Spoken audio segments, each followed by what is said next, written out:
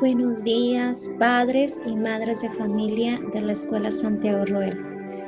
Me complace mucho estar aquí con ustedes acompañándolos en esta 50ª Feria del Libro. El día de hoy voy a compartir con ustedes la conferencia Los rostros de la ansiedad. Me gustaría iniciar reflexionando en cuanto a la época de incertidumbre que vivimos actualmente. La pandemia, el trabajo, el homeschooling, el tráfico para los que tienen que trasladarse de un lugar a otro. Vivimos tiempos agitados que nos predisponen. Déjame te comparto que la ansiedad tiene un propósito. Se define como el estado de alerta para reaccionar al peligro. Se desencadena ante cambios en el entorno, lugares, personas, situaciones, objetos y en este caso, una pandemia. Puede estar relacionado con experiencias traumáticas de la infancia, como accidentes, conceptos abstractos incluso como el fracaso o el abandono en alguna etapa de nuestra vida, ante lo que nuestra mente puede interpretar como una amenaza. Vamos a poner un ejemplo muy simple. Imagine que tienes un teléfono en tu mano y de pronto este resbala. En ese momento, tu cuerpo empieza a presentar otros signos distintos a los que normalmente tienes. Tu corazón empieza a agitarse y empieza a palpitar.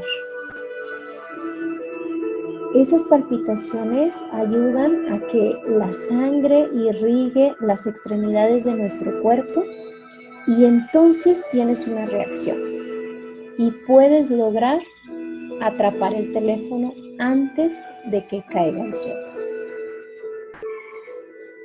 Después, nuestro cuerpo empieza a entrar nuevamente a la calma. Empezamos a sentirnos más tranquilos y todas esas sensaciones que provoca la ansiedad comienzan a desaparecer. Con esto podemos ver que la ansiedad es esa respuesta natural que nuestro organismo tiene ante situaciones de estrés elevado. Esto nos permite enfrentar la situación con mayores probabilidades de éxito. Sin embargo, esta nueva normalidad nos está llevando a niveles de estrés insospechados y muy dañinos para nuestra salud, incluso dominando nuestra vida de forma no saludable y convirtiéndose en un estilo de vida.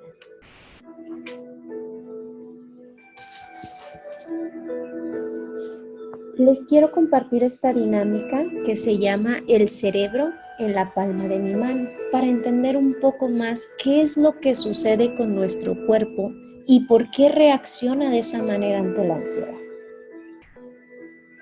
Vamos a extender nuestra mano. Nuestra palma representa al cerebro reptiliano. Vamos a ubicarlo específicamente en nuestra muñeca. Es el cerebro más antiguo, es el visceral e instintivo. No siente las emociones, no lo piensa, solo actúa. Su funcionamiento es automático. Es el cerebro de la supervivencia y los instintos, y es el que compartimos con nuestros amigos los reptiles, por eso le llamamos cerebro reptiliano. Vamos un poco más abajo, que es nuestro brazo. Ese representa el tallo cerebral y es el que nos ayuda a que todas las señales que está mandando nuestro cerebro lleguen al resto de nuestro cuerpo. Más arriba tenemos nuestro pulgar. Este representa al sistema límbico. Aquí están implicadas todas las emociones y las sensaciones. Es el cerebro creativo y subconsciente. Se relaciona con la emoción, la memoria y el aprendizaje.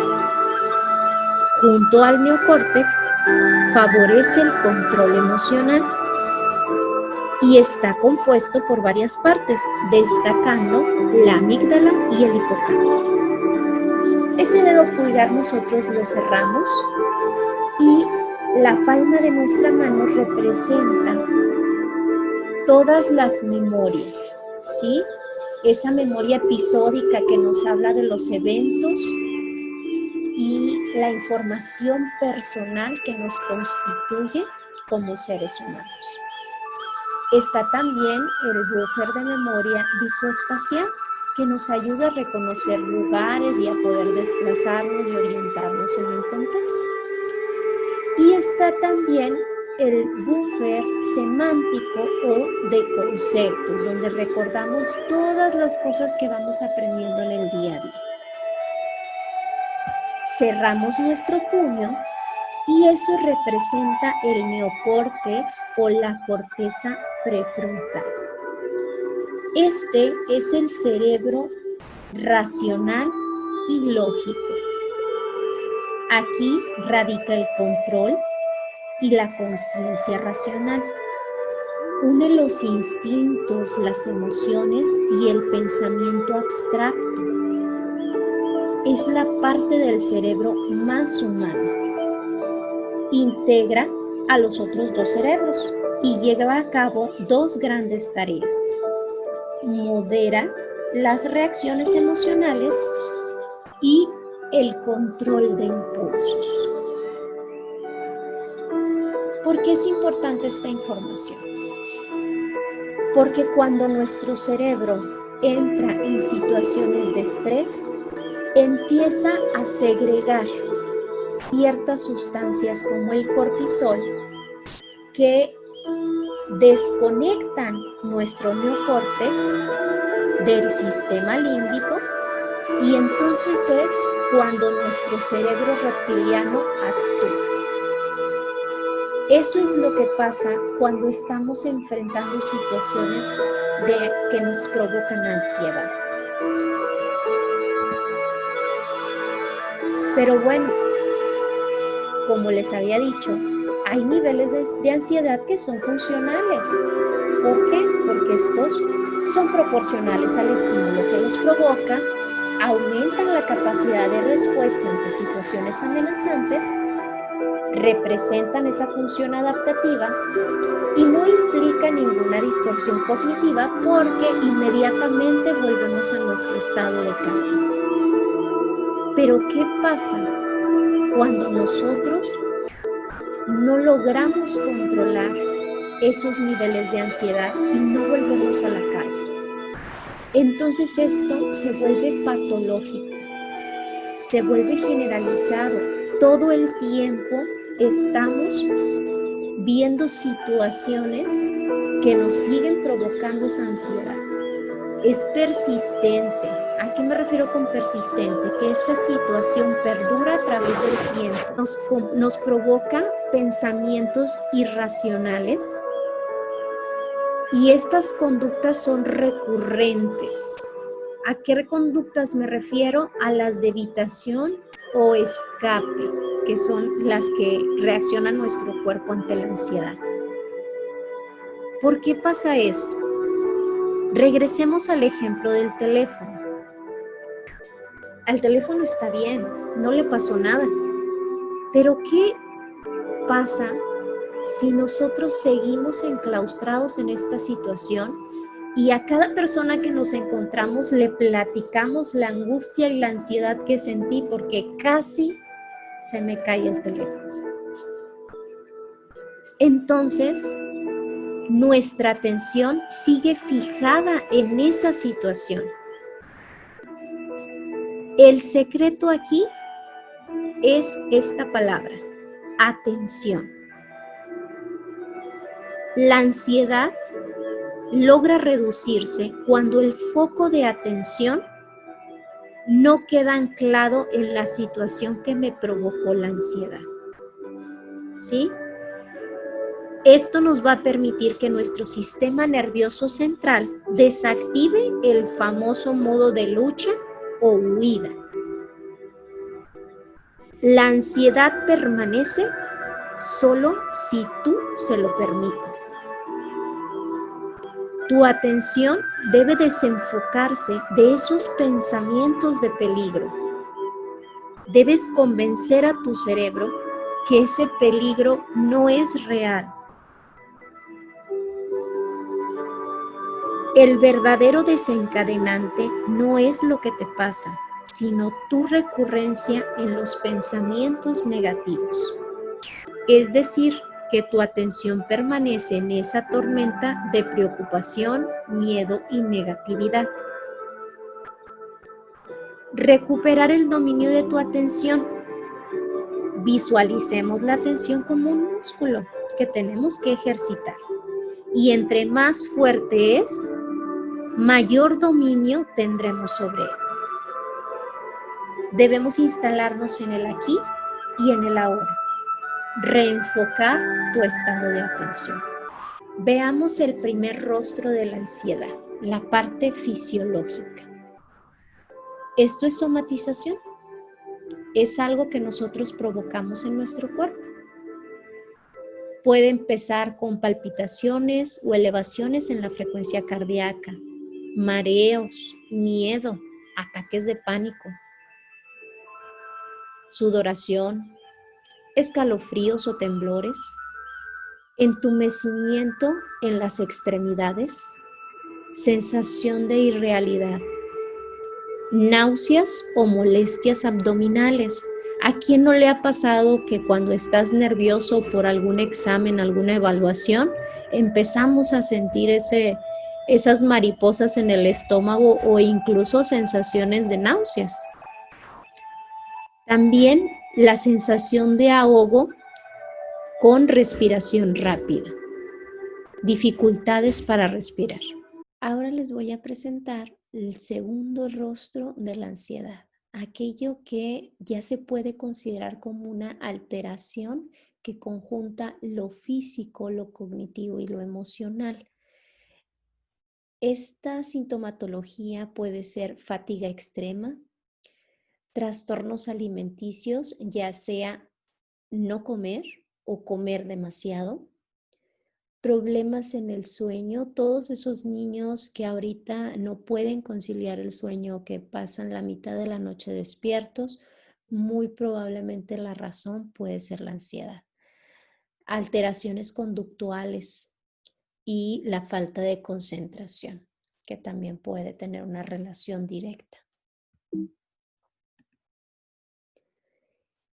El siguiente rostro se aboca meramente a lo emocional.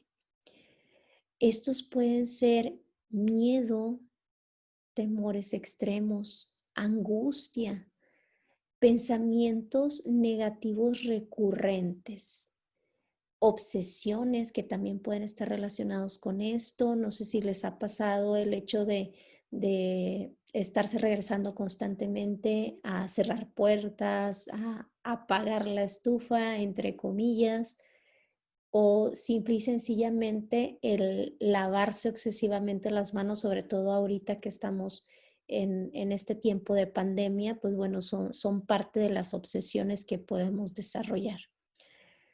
La depresión, la apatía, la irritabilidad. Esta es la parte preocupante porque en la medida en que no controlemos esa ansiedad, esto se puede convertir en trastornos. ¿De qué trastornos estoy hablando? Pues bueno, vamos a iniciar con el trastorno de ansiedad generalizada, que nos habla de una preocupación excesiva y persistente, donde las personas tienen dificultades para controlarla y sobre diversos acontecimientos o actividades. Este tipo de ansiedad, para poderse considerar un trastorno, debe tener una duración mayor a 6 meses. Posterior a este les voy a platicar del mutismo selectivo. Me pareció interesante incluirlo porque es muy común en los niños. ¿Qué es el mutismo selectivo? Es la incapacidad persistente de hablar o responder a otros en una situación social específica.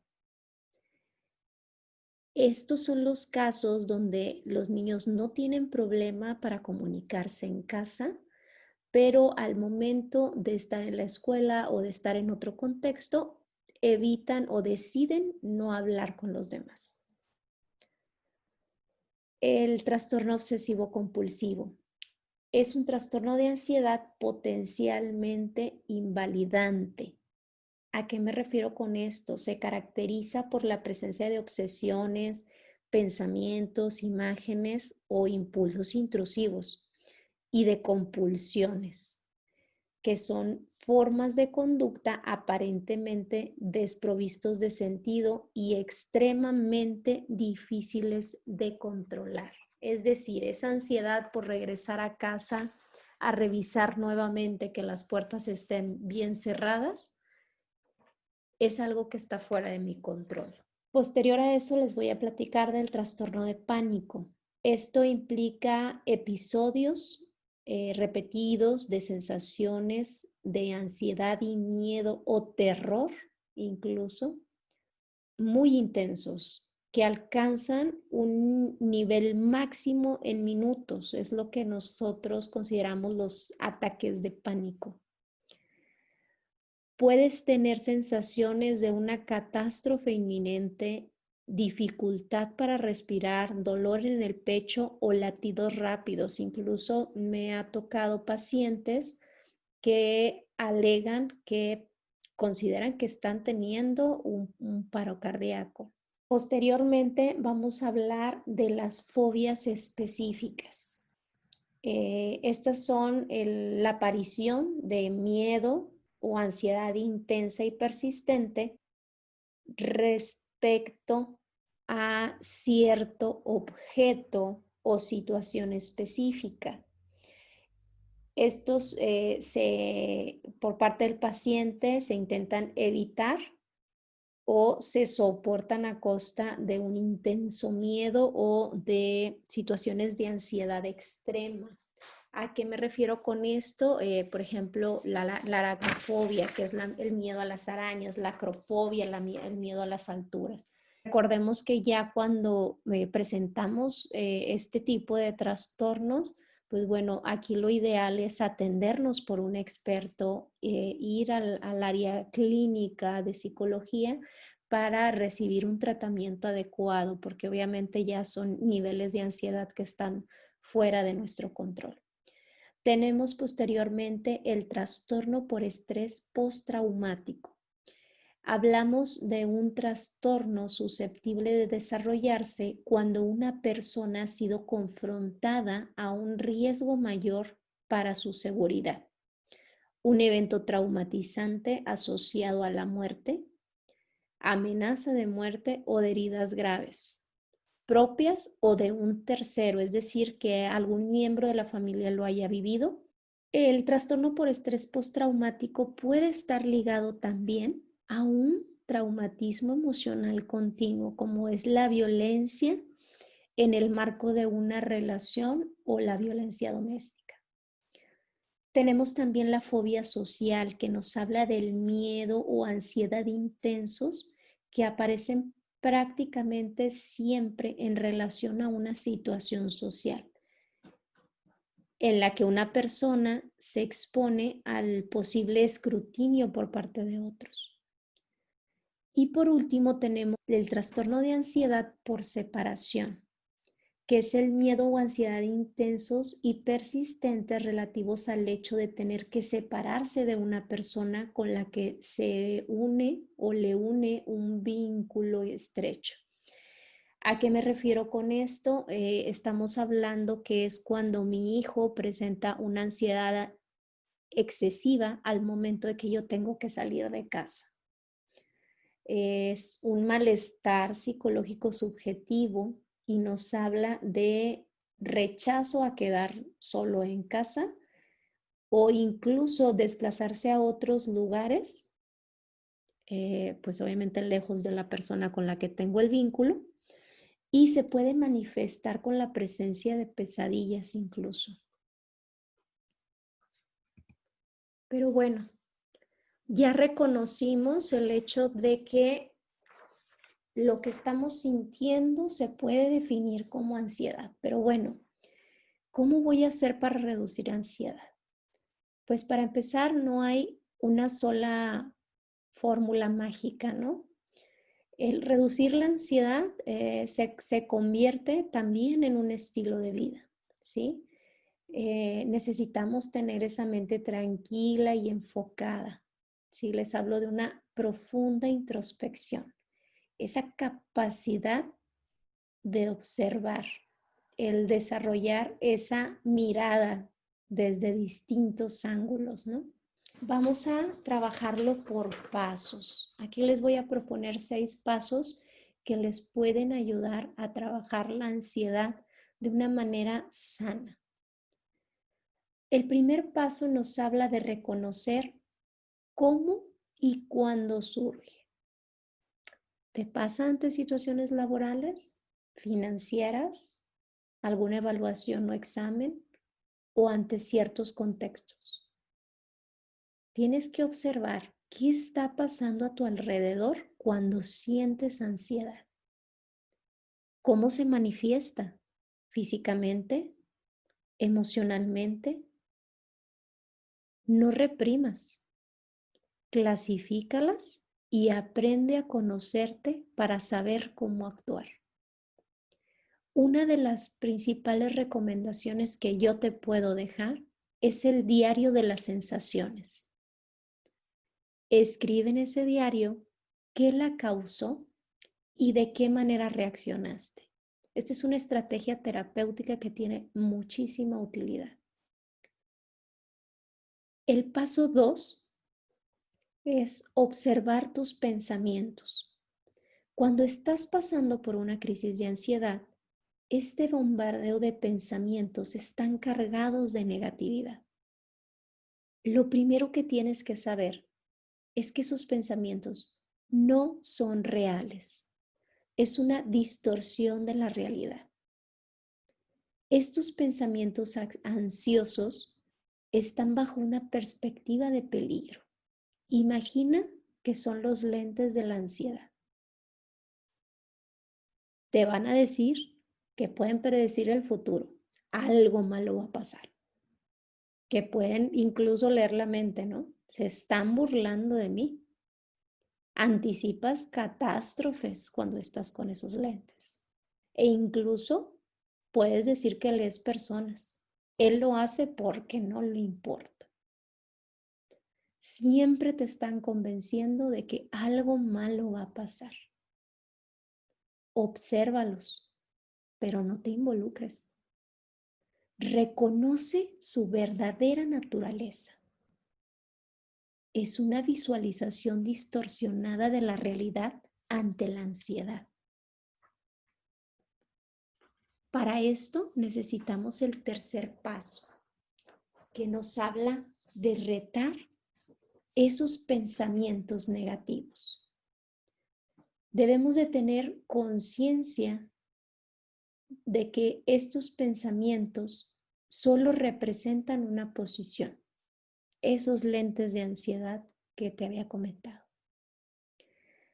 Cambia de posición. Los pensamientos no lógicos, conscientemente quítales poder. Tú sabes perfectamente cuál de esos pensamientos son totalmente ilógicos a la realidad que estás viviendo. No son reales. Esa parte la debes de tener muy clara. Solo están proyectando una manera de observar la realidad bajo un marco o un modo huida o escape. Recuerda que estamos en la lupa de la ansiedad. Ahora, ante posibles amenazas reales, como puede ser pues la pérdida de un empleo o puede ser alguna situación financiera que me está ocasionando, pues obviamente pérdidas. Entonces, hablemos de un plan de contingencia, ¿sí? Si eso me va a hacer sentirme más tranquilo, pues vamos a crear ese plan de contingencia. ¿Cómo o de qué a qué me estoy refiriendo? Pues bueno, un plan de autocuidado. Ahorita estamos en una situación de pandemia. Sabemos los cuidados que tenemos que llevar a cabo para prevenir la enfermedad. En cuanto a alimentación y medicamentos, si tenemos alguna enfermedad crónica, diabetes, hipertensión, pues sabemos perfectamente que debemos de hacer ejercicio, que debemos de alimentarnos sanamente y que debemos de estar al margen con nuestros medicamentos. En cuanto a lo laboral y financiero, pues bueno, hay que pensar a largo plazo entonces. Vamos a tener visualizado en dado momento dónde puedo pedir créditos, en mi plan de compras, cuáles son los artículos esenciales que no pueden faltar en casa y de cuáles puedo prescindir para comenzar a ahorrar dinero. El paso 4 nos habla de enfrentar los miedos, que esta es la disposición a experimentar la ansiedad para aprender a manejarla. Pero cuidado, esto es paso a paso, a tu propio ritmo. Tú conoces tu cuerpo y sabes hasta qué momento puedes tolerar. Y entonces, si yo tengo ese temor por salir a la calle por esta situación de la pandemia, pues bueno, vamos a empezar a hacer esos recorridos en el auto sin bajarnos del auto. Posteriormente, vámonos a espacios donde no tengamos convivencia con más personas, espacios al aire libre donde yo pueda bajarme, donde yo pueda pisar y que me sienta seguro y ir avanzando en ese proceso, ¿no? Posteriormente, vamos a hablar del quinto paso y creo que es de las técnicas que les voy a compartir que van a tener mayor valor para ustedes. Hablamos de respirar profundamente para reducir la ansiedad. Hablamos de un ejercicio efectivo de respiración. Esta tiene la increíble capacidad de aclararte y anclarte al presente. Te ayuda a regresar a un estado de calma y notarás que tus reacciones fisiológicas irán disminuyendo. Posteriormente vamos a realizar este ejercicio juntos y pues bueno, estoy segura que esta es una de las técnicas que tanto a chicos como a grandes les sirven sin duda alguna. El paso 6 nos habla de aceptar la incertidumbre. Confiemos en el presente. Claro, la vida no siempre nos lleva a donde queremos. Depende completamente de ti que estés bien en el aquí y en el ahora. Date cuenta que eres el único responsable de manejar tu estado. Es decir, que independientemente de lo que pase en tu entorno, solo tú tienes el control de cómo vas a actuar ahora. La ansiedad puede controlar tu vida solamente si tú se lo permites. Vamos a nuestra técnica de respiración. ¿Por qué es tan útil la técnica de respiración? ¿Te acuerdas que te comentaba que la clave era la atención? Cambiar el foco de atención, pues bueno, a eso te va a ayudar la respiración. Al momento de estarte concentrando totalmente en cómo lo estás haciendo, te va a ayudar a quitar de tu mente la situación que te está provocando la ansiedad. Vamos a inhalar profundamente en 6. 1, 2, 3, 4, 5, 6. Siente cómo no solo tus pulmones se llenan, sino incluso tu abdomen se expande al momento de inhalar. Sostenemos en 4, 1, 2, 3, 4 y exhalamos lentamente. 1, 2, 3, 4, 5, 6, 7. Déjenme comentarles que esta técnica la tienen que realizar hasta que logran la calma, ¿sí? Cuando no estamos acostumbrados a hacerla inicialmente, pues nos vamos a sentir cansados porque obviamente es una respiración profunda. No estamos acostumbrados a llevar a cabo este tipo de respiración. Entonces, ¿qué es lo que puede pasar con nuestros hijos? Que posterior a esta técnica les dé sueño. Si es así, no se preocupen, no pasa nada, es totalmente normal. Es también una forma del cuerpo para poder descansar después de un momento de tensión excesiva. Y bueno, otros consejos que les puedo dar son las redes de apoyo. Es muy importante mantener contacto virtual con personas que son importantes para ti. Date al menos 1 hora a la semana para estar cerca de papá, de mamá, de mis hermanos, de gente a la que aprecio y que sé que son mi apoyo incondicional. Hay que empatizar y hacerle ver a la persona que entendemos por lo que está pasando. Hay que hacerlo consciente de que su estado es temporal y que pronto pasará. Evita mensajes como tranquilízate. Aguas, recuerden que no puede hacerlo. En el caso de los niños, vamos a enseñar al niño a hablar y a describir sus sensaciones. Aquí los regreso al diario. Es muy importante que los niños escriban qué es lo que piensan, qué es lo que están sintiendo. De forma terapéutica les ayuda muchísimo el escribir. Vamos a anticipar y acompañar. ¿A qué me refiero con esto? Cuando hay un cambio drástico en el contexto o en la rutina, vamos a avisarle con anticipación. Un día antes, 3 días antes, desde que yo me entero que determinado día va a cambiar la rutina, yo tengo que anticipar al niño para que él pueda ir manejando poco a poco sus niveles de ansiedad. También vamos a promover medidas de cuidado personal, sobre todo en la cuestión de enfermedades crónicas o si estamos hablando de la cuestión de prevención ante esta pandemia que estamos viviendo. Establece rutinas y si pueden ser lo más parecidas a lo que vivíamos anteriormente, es decir, actividades escolares la primera parte de la mañana y en la tarde que sean actividades libres. Esto le va a ayudar al niño a tener estructura y la estructura siempre nos va a dar seguridad. Realizar actividades físicas.